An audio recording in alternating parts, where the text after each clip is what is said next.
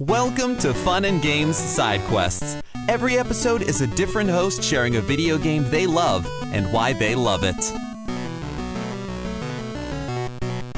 The original Final Fantasy game was released for the Nintendo in 1987. I only say this to kind of set the scene. I never played the game. Still haven't played the game, even though it's been released a whole bunch of times. I did have a friend, though, whose older brother had a Nintendo, and I used to hang out at his house, and I would watch them play video games. And I watched them play Final Fantasy. And it seemed pretty cool. You know, you had like this one box on the side that had the different characters, and you had another box on the side that had all the enemies, and you have them pick a fight. And it seemed very different from the other video games I was playing, which was mainly Mario. I was also young at the time, and I didn't really think much of it beyond there. A couple years later, I had been saving up a lot of allowance money and Christmas money and birthday money and other stuff, and I was thinking, you know what? After Christmas, I will buy myself a Nintendo. I'll be playing all these games that my friends had played. And you know what? The Super Nintendo had just come out, and I was like, that's too expensive for me. I can probably get a regular Nintendo for, I don't know. I'm making this sound like I had more thought process than I did it when I was like 10, but whatever. But lo and behold, my parents got me a Super Nintendo. And one of the first things I did with my money was I went out and I bought Final Fantasy II. Now, if you're thinking like, Final Fantasy II wasn't released in America, that's right. It's because Final Fantasy IV was released as Final Fantasy II because Square Enix did not want to confuse the American audience. Yeah, at the time it was fine. Later on in life, it became weird when Final Fantasy VII came out, and it was like, what the hell? So, this was released in 1991. I first found out about this game through a Nintendo Power. It listed off all of the airships, gave you sort of a brief overview of what was going to happen up until kind of about, I guess, a third of the way through the game. It was sort of a big chunk of the actual edition. It was not the full thing, nor was it a full player's guide. They just Nintendo Power used to do that. I don't know if they still do. I don't know if they're still in existence. I haven't looked it up. I haven't been a subscriber since the Clinton administration. And so it is what it is. But that really pulled me in. It also mentioned the big whale, which seemed kind of weird in hindsight because it didn't really talk about anything from the moment you went underground. It just sort of stopped there. But then it also was like, there's a mysterious blue or big whale airship that you could get later down the road. And you're like, okay, I guess. I don't know. But that had me hooked. I would also like to note that at the very end of the thing that was published on Nintendo Power, it said, with all of this, could this truly be the Final Fantasy? Which is probably cool at the time, but looking since then, now that we are 10, 11, 12 editions of Final Fantasy since then, it's kind of like, I guess this was not the Final Fantasy. Oh, well. But we're not losing anything from that, so, yeehaw. Anyway, when this game was released in America, it was also released as Easy Type. What that meant is that they dumbed down everything and localized a lot of the dialogue. It was not something we knew about until much, much later when the internet became much more of a big thing. And to be perfectly honest, when I was 10, this game was still hard. So I don't know what to say. It didn't feel easy, but what does? It doesn't feel easy now. Who cares? Probably the biggest thing that this game had going for it was like, oh, we have all these new features. First of all, it was on the Super Nintendo, so it had a pretty advanced graphic system. I know a lot of people will probably look at it now and be like, you call that advanced? But at the time, it was pretty groundbreaking. Now, to compare this to Final Fantasy VI later on, that does also show you how quickly or how far the Super Nintendo advanced in graphics from one generation to two generations down the line. But you could still see a lot of changes. There was like that bird's eye view thing that the world sort of tilts when you go onto the airship. Whereas in the earlier Final Fantasies, the battle world or once you got into a battle, you had different windows that all of the people were in. This one, they were all in a seamless thing, and each of the characters had a slightly different animation sequence, also slightly different depending upon what you used, which would actually become a much more bigger thing in Final Fantasy VI. And I haven't played Final Fantasy V, so I can't tell you if it was that in there. That has also changed the battle system from turn-based to ATB, active time battle. And you're probably like, what the hell is that? Basically what it means is that everybody's kind of on these timers, and if you do not make your decision in time, the bad guy might have a chance to go. So you're sitting here trying to, like, I don't know, maybe you're trying to revive the healer and you don't get to the menu in time, that bad guy might just wipe you out, or vice versa.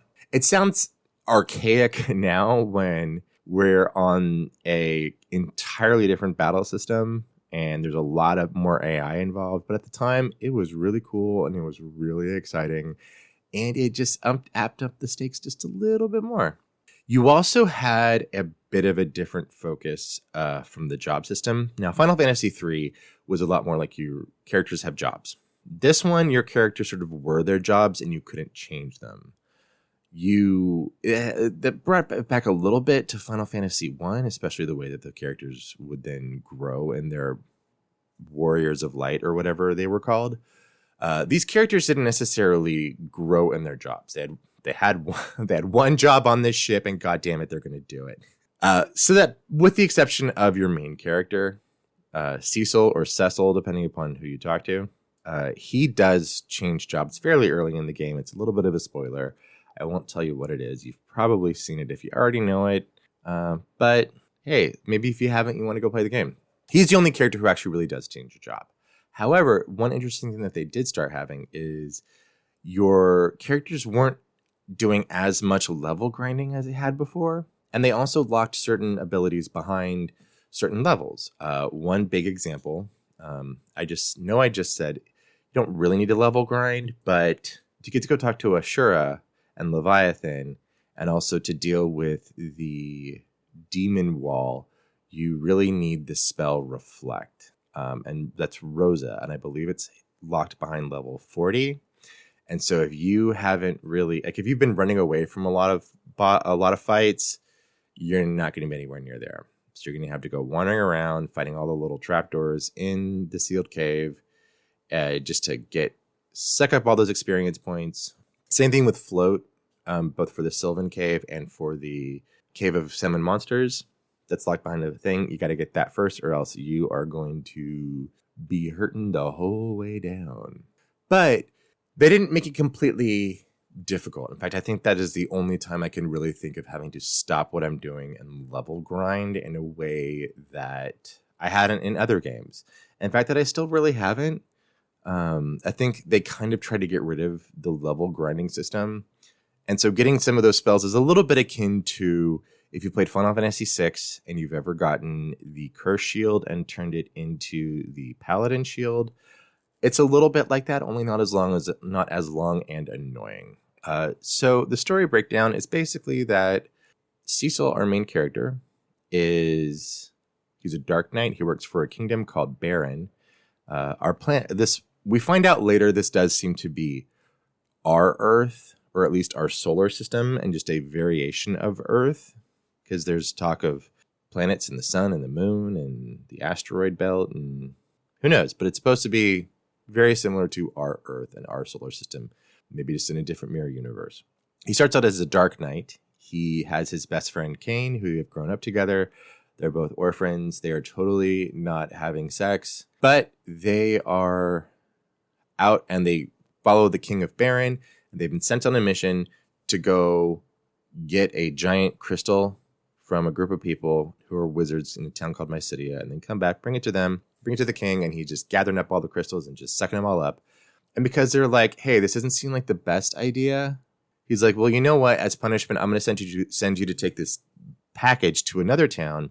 And when you get there, the package blows up. Everyone dies except for one little girl who immediately destroys the earth with an earthquake because she's magical and she can summon monsters. So you got to deal with that and then take her to get better. And then you sort of go on this quest where you basically find out the kingdom you're working for is bad and you got to fix it.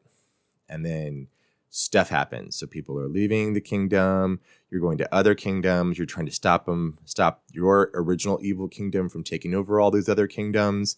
You're trying to constantly get one step ahead of them, but you never quite seem to. And then you find out that there's an underground where there's dwarves and it's like a totally different place and your airship doesn't really work down there. And there's other crystals. And then you have to go to the moon and you're just like, whoa. I mean, I know I'm sitting here talking this up and you're probably sitting there thinking like, that's like, we compressed time on Final Fantasy VIII. Why is this a big deal? It was a big deal back in 1991. That's what I'm just saying. So one of the other big things about this game is that there was an American localization with the language and the translation that left a lot to be desired. But it also meant that we had some rather impressive things that came out of it. And the most notable being You Spoony Bard, which earlier on, you encounter a bard who his special move is to hide, which, yeah, he's not a good fighter. He's a terrible support character. You can kind of get him beefed up a bit, but to be perfectly honest, he's not that useful a character. He's just kind of a stopgap until you get some better ones. So yeah, he is early bard back when they didn't know what to do with bards and bards kind of sucked. But anyway, he's in love with this woman and she dies and her father is really pissed off and he's a magician. And so in part of his like whole ranting and raving, he calls him a spoony bard. And it has since lived on in internet and gaming history. Yeah. There's some other things. When you play some of the one of the re-releases of this game, the language has been updated and scrubbed and polished a little bit more. But you generally get the idea, even playing the original Super Nintendo cartridge. Speaking of which, we then have the re-releases. The first one is the PlayStation 1 re-release, which is pretty much a straightforward. They just took it, removed the easy type, and stuck it on a CD for the PS1. And it's actually in a double CD with Chrono Trigger. I think it's like Final Fantasy Legends or something like that. Because they did that, but they also did Final Fantasy 5 and 6, and that might be Legends, and this might be Chronicles. Either way, this one is with Chrono Trigger, and I think that's a really awesome duet to have. I think they did a really good job of just cleaning it up for the PlayStation and just giving it to you there. They didn't need to do anything special. The only thing that they really did is they added some animation at the beginning and at the end, which honestly, even at the time, looked a little dated to me. That's just my personal opinion. It's very Final Fantasy VII, and I've never really imagined these characters to kind of have that Final Fantasy VII look. And I didn't think it looked that great. You can find those AMVs online, too, if you want to check them out. They're what they are. I guess part of it is that like the Castle of Baron looks like a Minecraft castle, and it's always bothered me because I feel like it should look a little bit more imposing and less like the ending of a Mario level. The other big one is the DS remake. So for this one, they took exact same plot, but they it's almost a new game, new graphics, it's now 3D and it's for the DS. And what they changed with the system is that anytime a character leaves or dies, you can give their powers to another character, which it's cool. It also changes the game completely. I almost view this one as a separate game, but I mean, it's the same story, but they changed the strategy. So if you go into this blind and you're thinking like, oh, I'll just use the same strategy. Like I'll have Kane jump at this point, so he will be out of the battle when they try and kill everybody. So that way I will have an extra third person who is still alive when everyone's brought back to life, and I can get control, and so I don't have to like revive everyone and spend an extra turn doing that. Can't do that in this one. There's some other further down the line bosses that the first time I played it through, I didn't really check walkthroughs. I got my butt whipped, and it was because I was using the strategy from the Super Nintendo game, and it turns out, oh, wait, nope, you can't do that. So it also means that you have to be more strategic about who you are giving the powers to. So if you give the twins powers to somebody, because there's certain spells that only the twins can use, but they have to use them together, and you give them to characters who are not going to be on the same team together, you're kind of SOL. It also does the whole thing with bumping up stats that I never quite mastered. And it's mainly there. It's also there to kind of add to a new game plus, so that I think it's that you can play it 3 times to get like the full effect of all of the min-maxing and customization nerfing, I guess is the term. And yeah, that's kind of the DS remake. One thing I love about the original is I really love sprites, and I really wish I wish more games would bring back sprites, because I like the way that they look, and I like the way that I can imagine them to be almost anything else. And I guess with the DS and the 3D remake, I'm a little sad that that image, especially the Amano images, which are gorgeous, are kind of locked in. The biggest thing I can say is that, for example, the character of Rydia, she is in Amano's artwork, and on the DS remake, she's wearing like a leotard, and then she has this like cloaky thing. And I always imagined her wearing pants, because she seemed kind of a person who wears pants and is no nonsense, and is like, you know what? I have these terrible sleeves. I don't need a leotard to even mess me up further. So I've always drawn her with pants. That's just me. I highly recommend checking it out. I think if you haven't played it, you should find a copy. You can probably find a copy anywhere. Even you can go online. You didn't hear that from me. If you have played it and you haven't played it in a while, go back and play it again. And if you have played it and you played it recently, go back and play it again. It's a great game. It constantly hits on a lot of the best of game lists. I think it's as a story, I'm going to say something controversial here. Please don't hate me. I think as a story, it's better than Final Fantasy VI, mainly because Final Fantasy VI kind of splinters about halfway through. This one has a through story that goes all the way to the end, which not all Final Fantasies seem to be able to pull off. So that's just me. That's my personal opinion. Anyway, I think you should check it out. As for me, you can find me on Tuesday nights, Eastern Standard Time at 7 to about 9:30 on Twitch, Carriage Return. You can also find me on a couple podcasts. I have Thank You 5 with David Baxter. That's me. And Friends of the Countess. Thank You 5, we go over musical theater. Friends of the Countess, we go over Real Housewives of New York. Change things up a little bit if you want to listen to those, or come hang out on Twitch. Love to see you there. Thank you, and as always, happy gaming.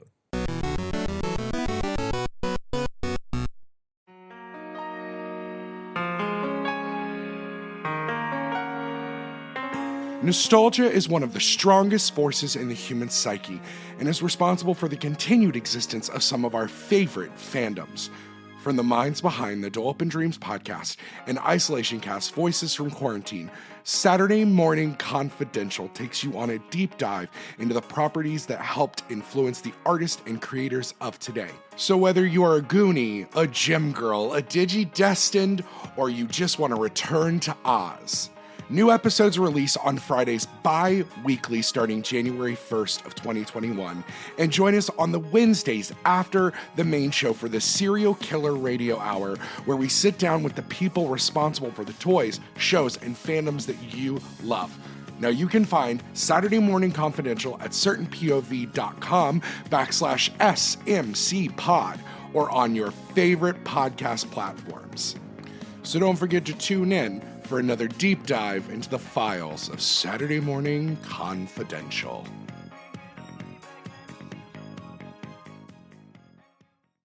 CPOV. certainpov.com.